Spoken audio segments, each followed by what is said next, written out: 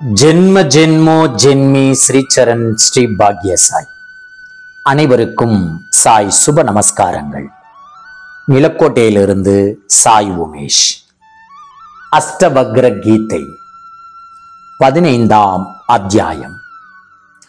இந்த அத்தியாயத்தில் ஆத்ம ஞானம் குறித்து ஜனக மன்னருக்கு அஷ்டவக்ரர் கொடுத்த போதனைகளை பார்ப்போம். சுவாமியின் போதனை 1. குருவின் போதனையில் இயற்கையிலேயே அறிவாற்றல் மிக்கவன் பேரானந்த நிலையான ஞானத்தை எளிதில் எட்டி விடுவான். ஆனால் அறிவு கூர்மை குன்றியவரோ வாழ்நாள் முழுவதும் குரு போதனை பெற்றால் கூட ஞான நிலையை அடைய முடியாமல் குழம்பிய நிலையில்தான் இருப்பான். விளக்கம்.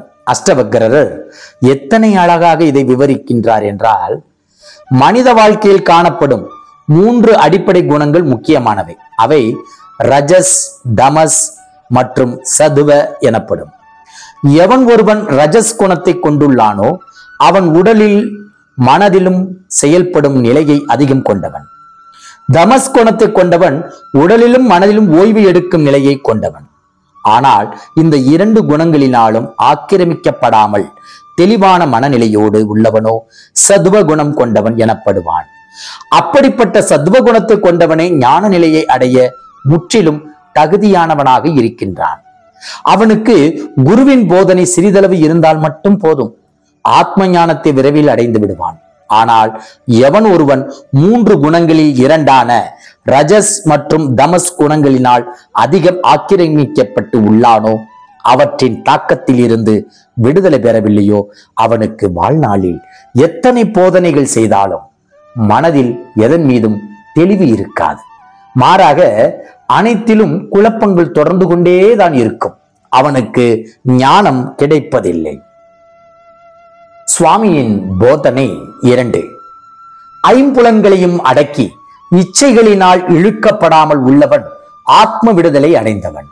ஆனால் அவற்றை துறக்க முடியாதவன் அறியாமை எனும் அடிமைத்தனத்தில் உள்ளவன் என்பதே உண்மை என்பதால் நீ விரும்பியபடி வாழலாம். விளக்கம். அஷ்டவக்ரர் என்ன போதனை கூறுகிறார் என்றால், ஐம்புலன்களை கட்டுப்படுத்தி வைக்க முடியாதவனால் மனதில் எழும் பலவிதமான சிந்தனைகளையும் அடக்க முடியாது. அவனது மனம் அலைவாய்ந்து கொண்டே இருக்கும். உலக நிகழ்வுகளின் மீதான பற்றுதல் அதிகமாக காணப்படும். காம மோக இச்சைகள் மரம் போல வளர்ந்து கொண்டே இருக்கும். ஆன்மீக தாக்கம் அவனுக்குள் குறைந்து கொண்டே இருக்கும். ஆன்மீக தாக்கம் குறைந்து இருக்கும் போது அவனுக்கு எங்கே ஆத்ம விடுதலை பெற வேண்டும் என்ற எண்ணம் ஏற்படும். அப்படிப்பட்டவனை அறியாமை எனும் விலங்கு போட்டு கட்டப்பட்டு உள்ளவன் என்று கூறுவதே சரியானதாக இருக்கும். ஆனால் எவன் ஒருவன் ஐம்புலன்களையும் அடக்கி வைத்துக் கொண்டு காம மோக உலக இச்சைகளினால் இழுக்கப்படாமல் உள்ளானோ அவனே ஆத்ம விடுதலை பெற்ற நிலையில் உள்ளவன் என்று கூற முடியும். இப்படியாக கூறியவர் ஜனகரிடம் கேட்டார், இப்போது நீயே கூறு, உன் நிலை என்ன என்று. சுவாமியின் போதனை 3. ஜீவாத்மா எனும் உண்மையை புரிந்து கொண்ட ஆற்றல் மிக்கவன், சுறுசுறுப்பானவன், சிறந்த பேச்சாளன் எனப்படும் அறிவாளி செயலாற்ற நிலையில் தன்னை வைத்துக் கொண்டு மௌனமாகி விடுவான். ஆனால் உலக சுகபோகங்களில் நாட்டம் கொண்டவனோ அந்த 3 நிலைகளையும் தவிர்த்து கொள்வார்கள். விளக்கம்.